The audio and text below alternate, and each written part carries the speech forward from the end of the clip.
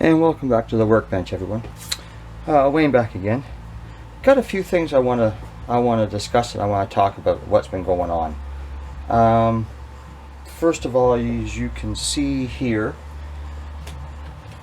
this is the chassis and all the interior for the Oose 67 Charger that I've been doing. It's all wired.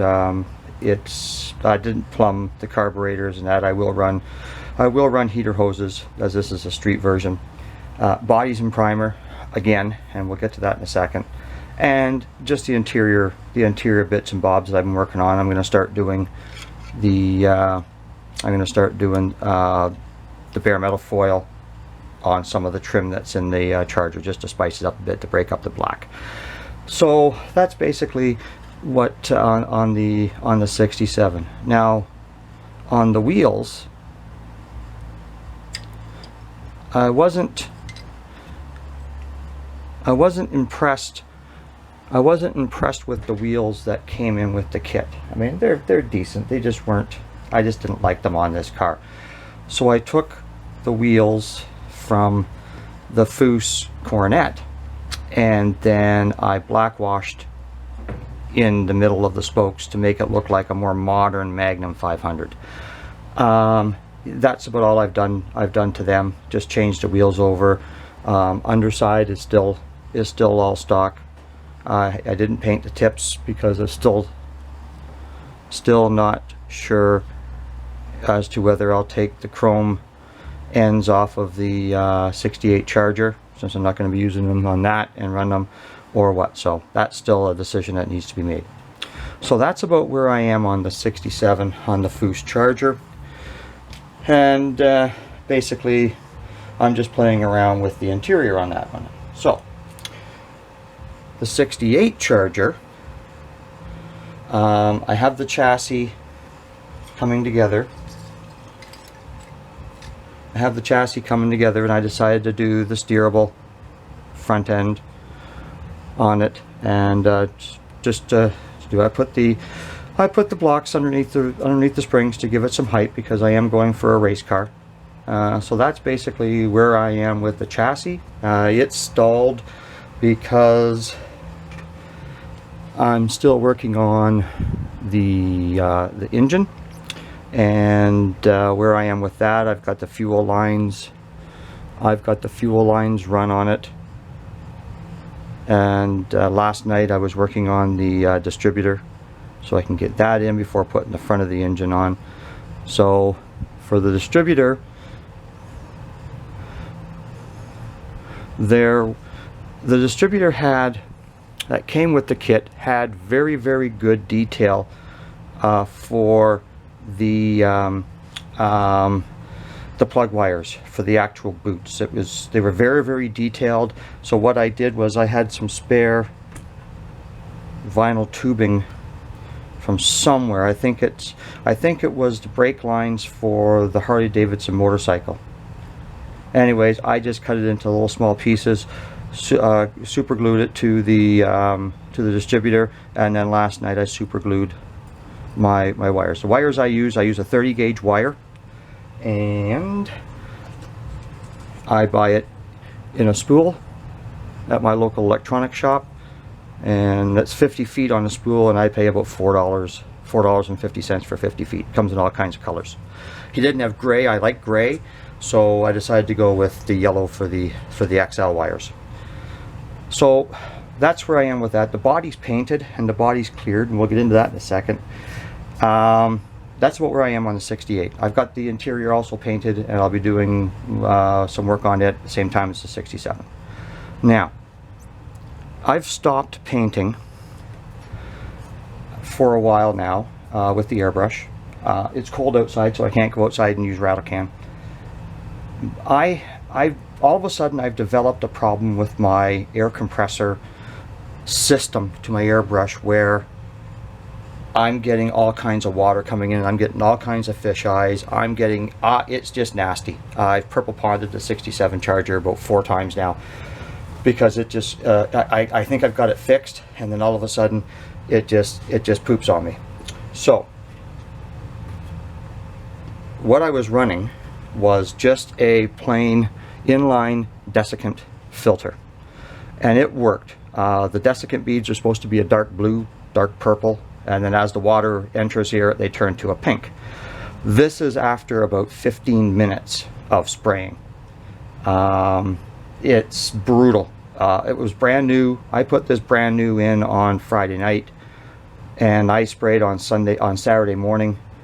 And this is, you could actually sit there, pull the trigger on the airbrush, and you could actually watch the water go through and change this. So a little bit discouraging. So but what I did before that, this is what I was having problems with. And I was trying to figure out how to get the water out of my lines. So I put in an air filter. Now this air filter, I did research, and they're basically all the same. I didn't want to spend $90 on one just because somebody told me I should spend $90 on one. This is from a reputable dealer. It's their basic construction. You know, it's got a 5 micron filter in it for filtering out the air. So I would run this. I ran this at the compressor, and then I run the desiccant at the airbrush, and this is what I was getting. So I tried running. So I put a new desiccant in it. I took this off of the compressor and ran it parallel.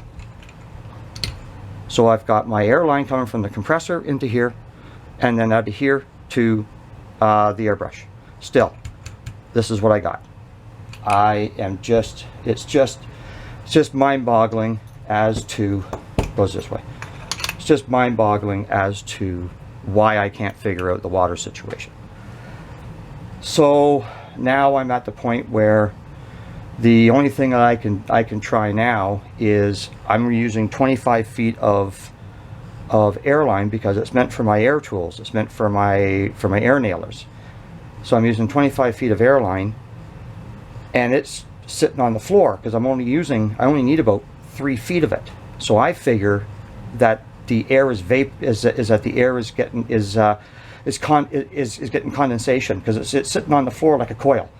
So it's got to be acting like a refrigerant coil, and I'm getting all kinds of condensation in the airline itself, and it's changing into a vapor and coming out here. So the next thing I'm going to try a shorter hose. I'm going to try a 3-foot hose, reposition my air compressor, and I'm going to try it without the desiccant first to see how it works, and then I will try it with the desiccant and see it. But until then, I'm not doing any more airbrushing. Not until I get this thing figured out, because I'm really not happy with what's been going on with it right now.